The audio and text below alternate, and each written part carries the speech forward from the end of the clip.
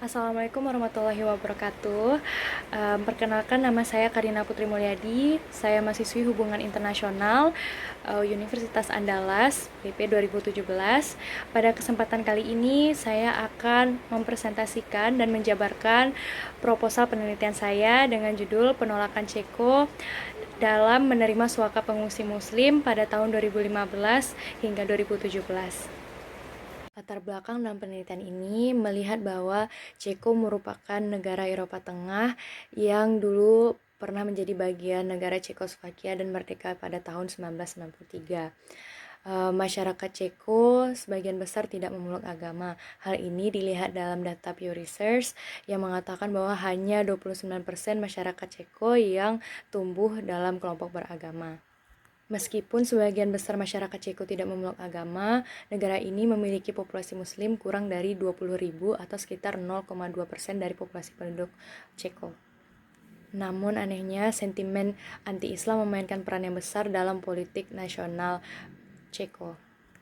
Melihat kepada sejarahnya negara Ceko sebelum terbentuk, negara ini pernah diduduki oleh rezim komunis selama kurang lebih 20 tahun. Ceko merupakan negara yang patuh dalam menerapkan semua undang-undang Uni Eropa ke dalam hukum nasionalnya hingga menjadi negara anggota pada tahun 2004. Namun, ketika memasuki 2 dekade Ceko menjadi negara anggota, bertepatan dengan krisis pengungsi yang muncul pada tahun 2015, yang merupakan fenomena Arab Spring yang terjadi di kawasan Timur Tengah pada tahun 2011. Hal ini menjadi pemicu gejolak pengungsi yang besar di kawasan Uni Eropa. Pada akhirnya Eropa menjadi tujuan para pengungsi dengan melihat ekonomi dan stabilitas kawasan yang baik. Sebagian besar pelamar berasal dari negara-negara mayoritas muslim seperti Suriah, Afghanistan, dan Irak. Di sini Uni Eropa mengeluarkan kebijakan pada tanggal 9 September 2015 untuk merelokasi kuota pengungsi kepada negara-negara anggota. Nah, dalam kebijakan ini dilakukan untuk membantu negara anggota Italia dan Yunani yang telah menerima pengungsi dengan jumlah besar sebelumnya. Dengan peraturan relokasi yang diberikan kepada Uni Eropa terhadap negara anggota, Ceko menjadi salah satu negara yang layak untuk menerima kuota pengungsi. Namun Ceko menolak kebijakan relokasi tersebut. Dalam penolakan ini, penolakan ini tidak hanya dilakukan oleh negara Ceko saja, namun juga ada 2 negara Uni Eropa lainnya, yaitu Polandia dan Hungaria. Namun ketika negara anggota lainnya melakukan penolakan dan tidak menerima kuota pengungsi sama sekali, Ceko akhirnya sepakat untuk menerima kuota sebanyak 50 pengungsi dari 2.691 skema kuota yang ditetapkan oleh Uni Eropa. Dalam penerapannya ini, Ceko tidak mengindahkan komitmen tersebut dengan hanya menerima 12 pengungsi yang berasal dari Irak yang memiliki latar belakang agama Kristen. Bisa kita lihat arah penolakan Ceko ini sangat terlihat diskriminatif terhadap skema kuota pengungsi.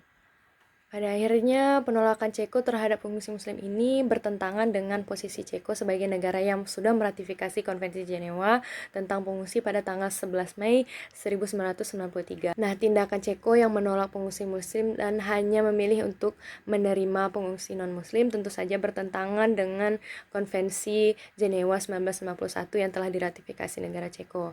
Pada dasarnya, jika negara sudah meratifikasi Konvensi 1991, negara tersebut harus bertanggung jawab atas semua pengungsi yang hendak berlindung tanpa melihat latar belakang ras, suku, bangsa, dan agama. Nah, ketidakkonsistenan Ceko ini menjadi pertanyaan yang besar dan sangat menarik untuk diteliti.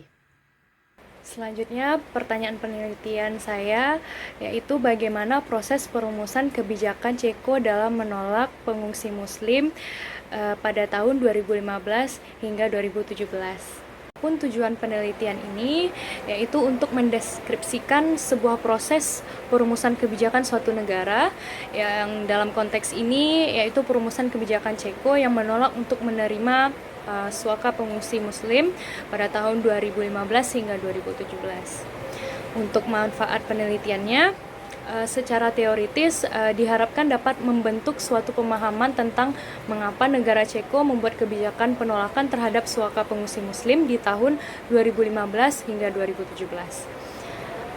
Lalu kepada manfaat praktisnya, diharapkan penelitian ini dapat menjadi bahan referensi dan pertimbangan terhadap penelitian selanjutnya mengenai sebuah kebijakan luar negeri suatu negara dan dalam melihat serta memahami bagaimana pengambilan kebijakan suatu negara. Dalam penelitian ini terdapat 5 karya ilmiah yang memiliki kesamaan pembahasan dan korelasi yang berkaitan dengan penelitian yang akan diteliti. Yang pertama, karya dari Michela Strapkova dan Fit Flauschek, analisa dan menghubungkan kelompok-kelompok radikal Islam dan sebuah konstruksi yang berbahaya terhadap imigran dan Muslim yang dapat menggeserkan sebuah isu imigran.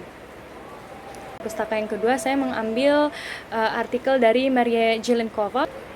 Di dalam penelitian ini terdapat bahwasanya peran media mendukung politisasi pemerintah dengan membangun opini publiknya. Nah, konstruksi pengungsi ini digunakan sebagai dasar untuk melegitimasi kebijakan pemerintah, di mana wacana politisi ini didominasi oleh konten yang negatif terhadap imigran yang datang ke dalam memasuki wilayah Uni Eropa. Dan dalam karya yang ketiga menjelaskan bahwa penelitian tersebut melihat Ceko dengan Islam tidak memiliki sejarah yang banyak yang membuat ketidaktahuan masyarakat terhadap Muslim sehingga mudah untuk membuat terciptanya sebuah persepsi yang buruk, juga didukung oleh sejarah yang telah terjadi, yaitu fenomena 9/11 sehingga memunculkan Islamophobia yang tumbuh di negara Ceko. Selanjutnya yang keempat, pada artikel ini penulis menganalisis sebuah grup sosial media tentang kebencian kepada Muslim yang terdapat di Ceko dan Jerman. Hasil pada penelitian tersebut mendapatkan bahwa kasus kebencian tertinggi presentasinya terdapat di negara Ceko, di mana banyak konten kebencian yang terdapat pada laman Facebook grup dan gerakan melawan Islam yang ada di negara Ceko.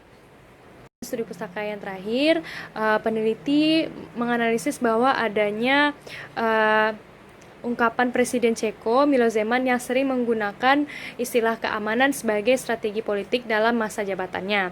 Hal ini merujuk seperti ungkapan Islam, terorisme, dan imigran yang dicoba digabungkan menjadi satu kesatuan bahaya keamanan negara Ceko. Selanjutnya masuk ke dalam kerangka konseptual, karena penelitian ini akan melihat bagaimana kebijakan luar negeri suatu negara.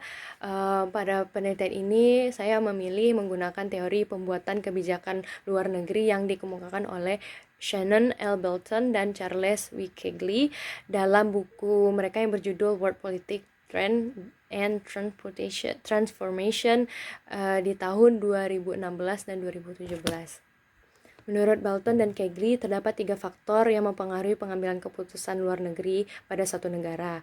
Nah, hal ini mengacu pada 3 variabel, yaitu yang pertama adalah analisis individu, yang kedua internal dan negara, dan yang ketiga adalah global. Yang disusun dalam sebuah kerangka funnel of causality. Nah, dalam penjelasan ini, bentuk corong tersebut menjelaskan keadaan di mana ketika massa semakin besar maka tekanannya akan kecil. Begitu juga sebaliknya, corong ini memperlihatkan massa kecil maka tekanan tersebut akan besar untuk didapatkan. Dan pada metode penelitian, pendekatan dan jenis penelitian ini menggunakan metode penelitian kualitatif. Dengan metode kualitatif, peneliti mencoba mendeskripsikan suatu fenomena dengan cara menjelaskan fenomena tersebut melalui pengumpulan data yang terkait dengan fenomena untuk mencapai detail kejelasan dan fenomena yang dapat diteliti. Alasan masalah, penelitian juga difokuskan kepada kebijakan luar negeri Ceko dalam menolak suaka pengungsi Muslim yang masuk ke dalam kawasan Eropa pada tahun 2015, dan batasan akhir 2017 itu melihat untuk menyesuaikan dengan program relokasi pengungsi yang berakhir di tahun 2017. Untuk unit analisis, eksplanasi, dan tingkat analisis, unit analisis atau objek dalam penelitian ini yaitu penolakan yang dilakukan Ceko terhadap pengungsi muslim di saat krisis pengungsi Eropa tahun 2015. Nah, unit eksplanasinya berada pada pengungsi muslim yang dampaknya terhadap objek unit analisa yang akan diteliti. Dan level tingkat analisis berada pada level negara, yaitu hal ini dilihat dengan penelitian yang akan menjelaskan sebuah kebijakan negara Republik Ceko. Teknik pengumpulan data dalam penelitian ini juga mengumpulkan data sekunder dengan menggunakan teknik studi kepustakaan. Data yang diperoleh juga dari buku online, artikel, dan jurnal online, berita asing, dokumen-dokumen laporan penting negara.